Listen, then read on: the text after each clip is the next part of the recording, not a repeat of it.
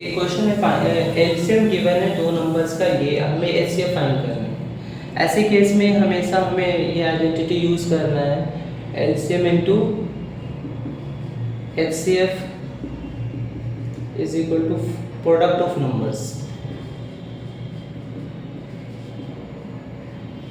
यहाँ ध्यान रहे कि सिर्फ दो नंबर्स के केस में ही ये यूज होगा, ठीक है।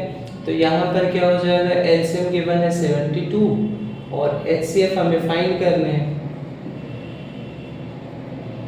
प्रोडक्ट ऑफ नंबर्स मतलब 8 इंटू 36। अब 72 डिवाइड हो जाएगा तो हमारा एचसीएफ फाइंड हो जाएगा 8 इंटू 36 डिवाइडेड बाई 72। 36 के टेबल में दो बार में कटेगा, 2 4 जा 8, तो एचसीएफ हमारा क्या आ गया 4 आ गया। अगला क्वेश्चन है कि ratio of two numbers given है 2:3 और हमें एलसीएम भी गिवन है और हमें दोनों नंबर फाइंड करने हैं, क्या होगा। तो ऐसे केस में क्या होता है, एचसीएफ को हम लेट कर लेते हैं, एचसीएफ एक्स हो गया। जैसे ही एचसीएफ एक्स हो जाता है तो जो फर्स्ट नंबर होगा वो होगा 2x एंड जो सेकेंड नंबर होगा वो होगा 3x।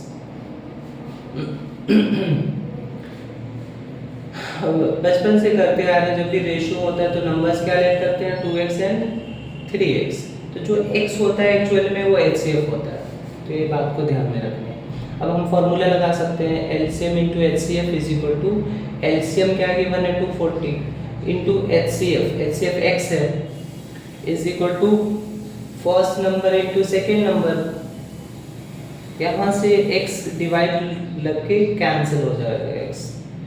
तो यहाँ पर हमें फाइंड करना है x, ये x कैंसिल हो चुका है तो ये 6x हो गया और फाइनली x की वैल्यू 240/6 हो गया, जो कि क्या हो गया 6 4 जा 24 40 आ गया, x 40 आ गया। फिर यहाँ पे वैल्यू पुट कर देंगे 2 इंटू 40 तो ये 80 आ गया। Second number 3 into 40 that is 120 आ गया।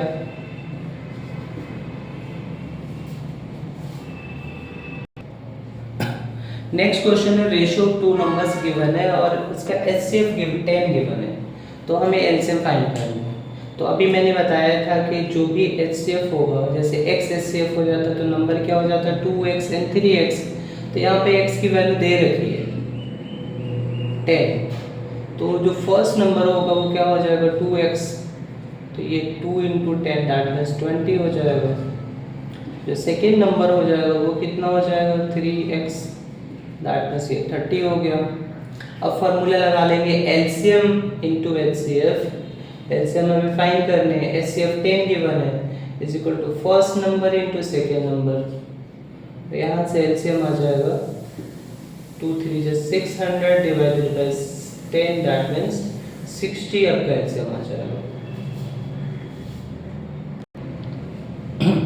क्वेश्चन है 3 पेल्स लैंड, 3 पेल रिंग होता है कितने कितने देर में, एक होता है 4 मिनट्स में, एक 6 मिनट में, एक 9 मिनट्स में। अगर तीनों एक साथ बजते हैं 9 बजे सुबह के, तो नेक्स्ट टाइम कब बजेंगे। तो ऐसे क्वेश्चन में हमेशा एलसीएम ही फाइंड करने होते हैं। क्यों एलसीएम फाइंड करने होते हैं, क्योंकि इसका टेबल ही चलेगा ना, जैसे 4 मिनट में बचेगा, फिर 8 मिनट में बचेगा, फिर 12 मिनट में बचेगा। तो हमें कॉमन फैक्टर ही निकालने हैं, तो कॉमन मल्टीपल निकालने फैक्टर में। तो यहाँ पे हमें क्या करने पड़ेंगे, एलसीएम फाइंड करने पड़ेंगे। ऐसे क्वेश्चन में, बेल वाले क्वेश्चन में हमेशा ही एलसीएम फाइंड करने होते हैं। तो हम क्या करेंगे 4 6 9 का एलसीएम फाइंड कर लेंगे। 4 का फैक्टर हो गया 2 का स्क्वायर, 6 का फैक्टर हो गया 2 की पावर 1 इंटू 3 की पावर 1 एंड 9 का फैक्टर हो गया 3 की पावर 2। और हमें एलसीएम फाइंड करने हैं, तो एलसीएम में सारे फैक्टर्स कंसीडर किए जाते हैं। डिफरेंट फैक्टर्स क्या है 2 एंड 3 है, तो हमें मैक्सिमम पावर लेने हैं, तो 2 की पावर 2 इंटू 3 की पावर 2, 9 इंटू 4 36 एलसीएम आ गया। मतलब 36 मिनट्स के बाद तीनों एक साथ दोबारा बजेंगे, तो नेक्स्ट टाइम जो बजेगा 9:36 पे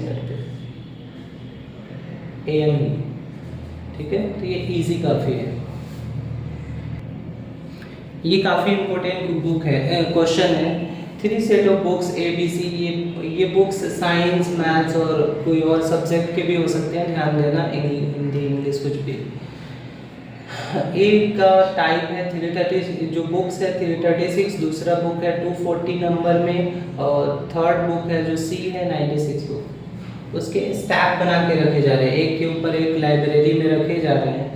लेकिन उसमें क्या हमें ध्यान देना है कि एक सब्जेक्ट की बुक एक सब्जेक्ट पे होना चाहिए, और ऐसे करके हमें स्टैक बनाने हैं। तो हमें फाइंड करने ऐसे कितने हमें स्टैक बना सकते हैं। तो ऐसे क्वेश्चन में हमें क्या करने हैं, ऐसे क्वेश्चन में हमें से एचसीएफ फाइंड करने हैं। सबसे पहले तो एचसीएफ फाइंड करने हैं। तो देखो 336 इसको फैक्टराइज करोगे तो 2 की पावर 4 इंटू 3 इंटू 7 हो जाएगा, और फिर 240 को फैक्टराइज करोगे तो कितना आ जाएगा, 2 की पावर 4 इंटू 3 इंटू 5, फिर 96 को फैक्टराइज करोगे तो 2 की पावर 5 इंटू 3 हो जाएगा। तो इसका एचसीएफ फाइंड करेंगे तो क्या आएगा, एचसीएफ में कॉमन फैक्टर्स ही कंसीडर किए जाते हैं। तो यहाँ पे कॉमन फैक्टर्स क्या है, तो 2 और उस पर भी मिनिमम पावर, तो 2 की पावर 4 एंड 3 की पावर 1, तो ये हो जाएगा 16 इंटू 3 48। 48 क्या हो गया, एचसीएफ हो गया। अब 48 के हम स्टैक बना सकते हैं, दैट मीन्स ये भी डिवाइड लग जाएगा 48 से, ये भी डिवाइड लग जाएगा, ये भी डिवाइड लग जाएगा। तो आप अलग अलग इसको डिवाइड करके, जैसे 48 का एचसीएफ हो गया, दैट मीन्स 48 को इससे डिवाइड करोगे तो आपको नंबर ऑफ स्टैक निकलेगा।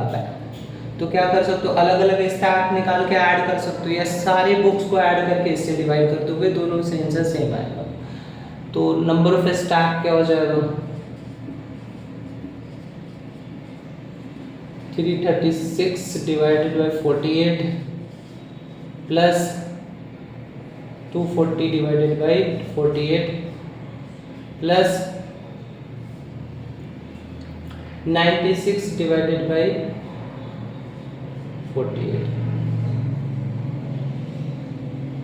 इस तरह से हम कैलकुलेट करेंगे तो इसका आंसर आ जाएगा आपका 14। यहाँ 7 से कटेगा, ये 5 से कटेगा, और ये फिर 2 से कटेगा, और इसका आंसर 14 आ जाएगा। इस टाइप के क्वेश्चन को ध्यान में रखना है, पहले एचसीएफ फाइंड करना है, फिर हमें सबको डिवाइड करके हमें नंबर ऑफ स्टैक्स निकाल के ऐड कर लेंगे। ये 48 क्या है, 48 क्या है कि एक स्टैक में अगर हम इतने बुक रखेंगे तो सबके इक्वल हम स्टैक बना सकते हैं। तो पहले एचसीएफ फाइंड करा और फिर सबको डिवाइड करके ऐड करा, तो हमारा 14 आंसर आया इसमें।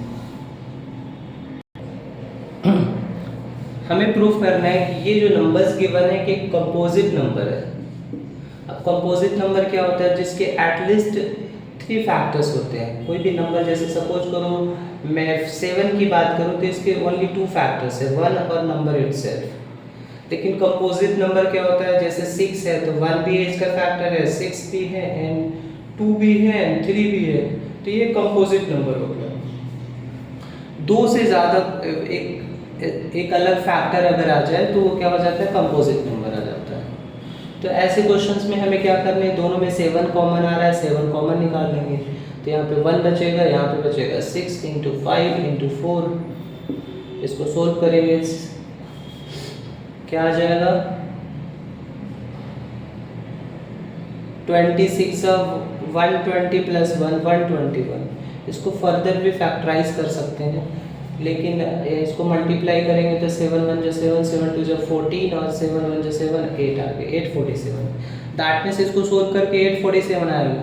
और हमने देखा कि इसके फैक्टर्स जो होंगे, एटलीस्ट जो फैक्टर्स होंगे,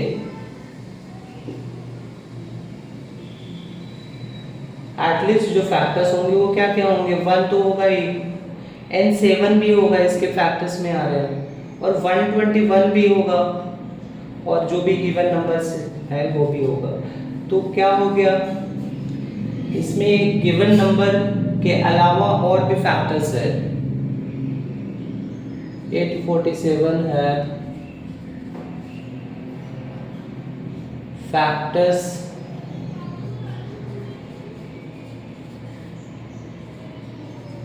other than 1 and number itself, so it is composite.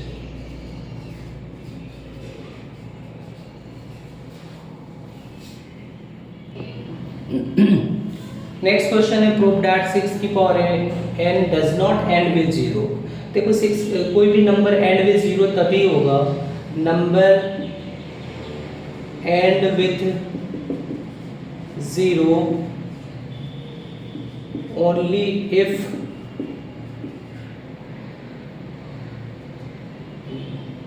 That prime factors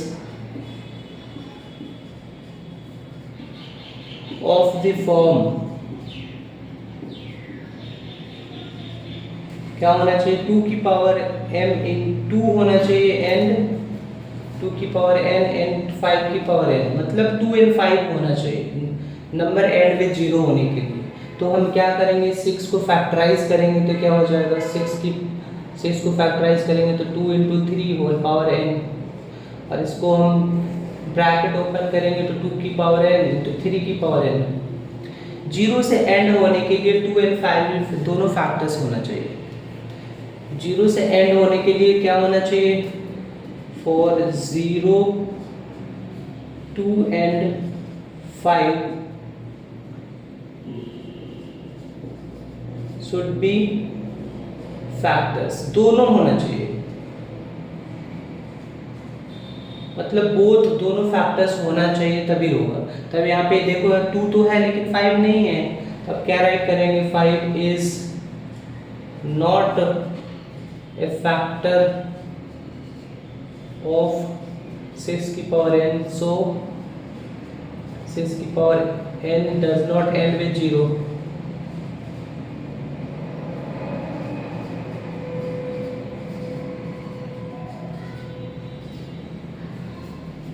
किसी भी नंबर को 0 से ऐड करने के लिए 2 एंड 5 क्या होना चाहिए, एज फैक्टर्स होना चाहिए। तो यहाँ पे हम देख रहे हैं 2 तो फैक्टर है लेकिन 5 फैक्टर नहीं है, इसलिए 6 की power n does not and with 0। उसको आप प्रेजेंट कैसे करोगे, इसको फैक्टराइज करोगे, फिर आप राइट करोगे क्या कि 5 इसका फैक्टर नहीं है, इसलिए वो क्या है 0 से एंड नहीं होगा।